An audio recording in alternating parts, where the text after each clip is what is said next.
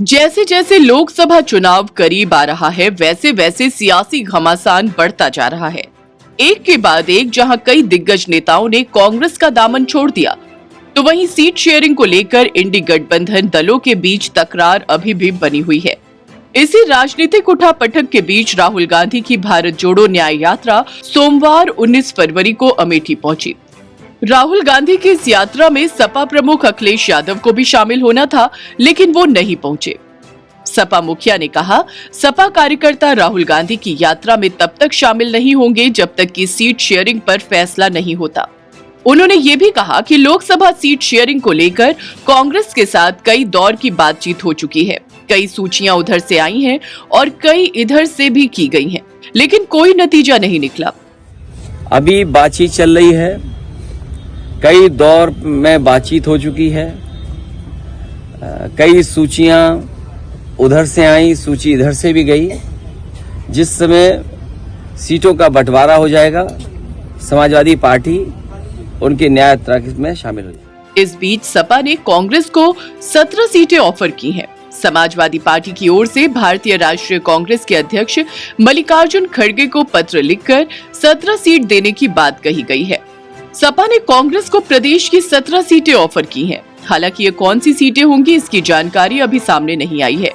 सूत्रों के मुताबिक वाराणसी, गोरखपुर, महाराजगंज, प्रयागराज, झांसी, कुशीनगर, गाजियाबाद, अमेठी, रायबरेली, लखनऊ और बांसगांव कांग्रेस को दी जा सकती हैं। इससे 23 दिन पहले अखिलेश ने कांग्रेस को 11 सीट ऑफर की थी। अखिलेश ने खुद ट्वीट कर इसकी जानकारी दी। उन्होंने लिखा, कांग्रेस के साथ 11 मजबूत सीटों से हमारे सौहार्दपूर्ण गठबंधन की अच्छी शुरुआत हो रही है। ये सिलसिला जीत के समीकरण के साथ और भी आगे बढ़ेगा।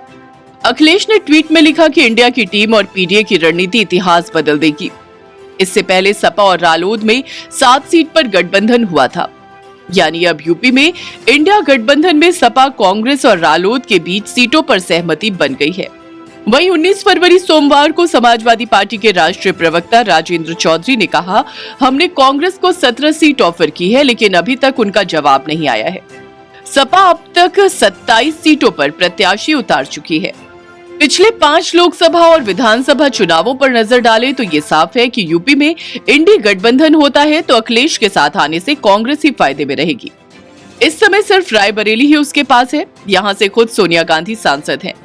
इसके अलावा अमेठी भी भाजपा कांग्रेस से छिन चुकी है।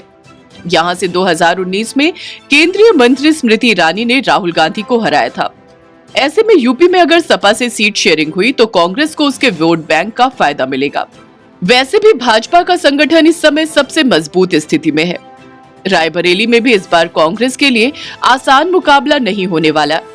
इसके अलावा बसपा काफी कमजोर स्थिति में है। सपा के साथ गठबंधन के चलते ही वो 2019 में 10 सीटें जीत सकी थी। विधानसभा में भी बसपा का सिर्फ एक विधायक है। 2019 के लोकसभा चुनाव में सपा कांग्रेस का कोई औपचारिक गठबंधन नहीं था। इसके बावजूद अखिलेश ने रायबरेली और अमेठी सीटों पर कोई उम्मीदवार नहीं उतारा था। तब कांग्रेस ने सूबे की 80 में से 67 सीटों पर उम्मीदवार उतारे थे, मगर 6.4% वोट शेयर के साथ केवल 1 सीट रायबरेली ही जीत सकी थी। इसके अलावा कांग्रेस 3 सीटों पर दूसरे नंबर पर रही थी। यहाँ तक कि तब पार्टी के राष्ट्रीय अध्यक्ष रहे राहुल गांधी अमेठी की अपनी परंपरागत सीट भी नहीं बचा पाए थे। साल 2009 में कांग्रेस 69 सीटों पर चुनाव लड़ी और 21 जीती। सपा 75 पर लड़कर 23 और बसपा 69 पर लड़कर 20 सीटें जीती।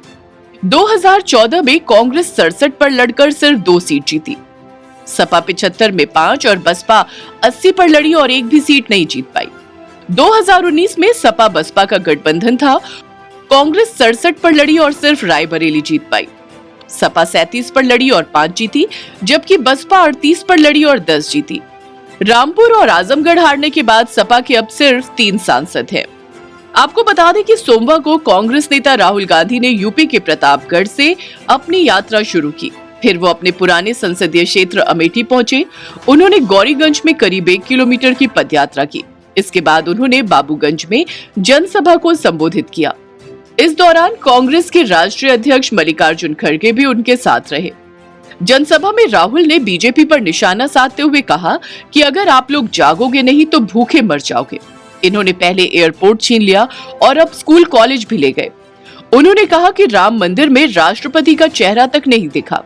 ऐसा भला कहां होता है। वहीं अमेठी से बीजेपी सांसद स्मृति ईरानी ने राहुल गांधी पर जुबानी हमला बोला। उन्होंने कहा, अमेठी के पूर्व सांसद की यात्रा का स्वागत यहां की सूनी सड़कों ने किया है। रामलला के प्राण प्रतिष्ठा कार्यक्रम के न्योते को ठुकराने के बाद अमेठी के लोग पूर्व सांसद और गांधी खानदान से खफा हैं। आपको बता दें कि न्याय यात्रा ने 16 फरवरी को चंदौली से यूपी में एंट्री की थी। 17 फरवरी को राहुल ने काशी में 12 किलोमीटर लंबा रोड शो किया। 18 फरवरी को प्रयागराज के आनंद भवन से यात्रा शुरू हुई। लक्ष्मी टॉकीज चौराहे पर इलाहाबाद यूनिवर्सिटी के छात्राओं ने राहुल को गुलाब के फूल दिए। मऊ माइमा सकरा मऊ गांव में राहुल ने रात्रि विश्राम किया। बाबूगंज में जनसभा को संबोधित करते हुए राहुल गांधी ने कहा, आज मणिपुर में हिंदुस्तान की सरकार का कंट्रोल नहीं है, वहां आग लगी हुई है। आज तक प्रधानमंत्री मणिपुर नहीं जा सके, इसलिए हमने अपनी यात्रा मणिपुर से शुरू की। परसों हमने वाराणसी में यूपी की सच्ची हालत देखी। सड़क पर हजारों युवा शराब पीकर लेटे हुए थे। सुबह वहां हमारे पास युवा आते हैं और कहते हैं कि मेरी जिंदगी बर्बाद हो गई, पेपर लीक हो गया। एग्जाम के पहले ही कुछ लोगों के मोबाइल पर पेपर मिल गया था। हिंदुस्तान में 73% पिछड़े, दलित और आदिवासी हैं। हिंदुस्तान की बड़ी 200 कंपनियों के कितने मालिक हैं, कोई भी नहीं है। मीडिया अस्पतालों में, हाई कोर्ट में कितने जज हैं। बड़े अस्पतालों में देखो कितने डॉक्टर हैं। 90 IAS ऑफिसर दिल्ली की सरकार चलाते हैं, उसमें दलित पिछड़े कितने हैं? उन्होंने जवाब दिया कि 0। मैं आपको ये क्यों बता रहा हूं? क्योंकि आज मणिपुर में हिंदुस्तान की सरकार का कंट्रोल ही नहीं है। हिंदुस्तान की सरकार अपने सिक्योरिटी में जिसको चाहती है नहीं भेज सकती है। सिविल वॉर हो रखा है, आग लगी हुई है वहां पे। 6-7 महीने से लोगों को गोली मारी जा रही है और आज तक हिंदुस्तान के प्रधानमंत्री मणिपुर नहीं गए। आज तक जा नहीं सकते। ये हालत है।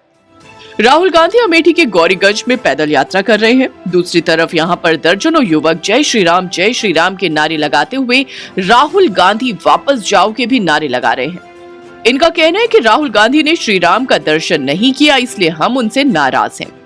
राहुल गांधी ने अमेठी में राजीव गांधी की प्रतिमा पर माल्यार्पण किया। यहाँ कार्यकर्ता इतने उत्साहित हो गए कि शेर आया के नारे लगाने लगे। अगर आपको हमारा ये वीडियो पसंद आया हो तो इसे लाइक, शेयर और चैनल को सब्सक्राइब जरूर करें।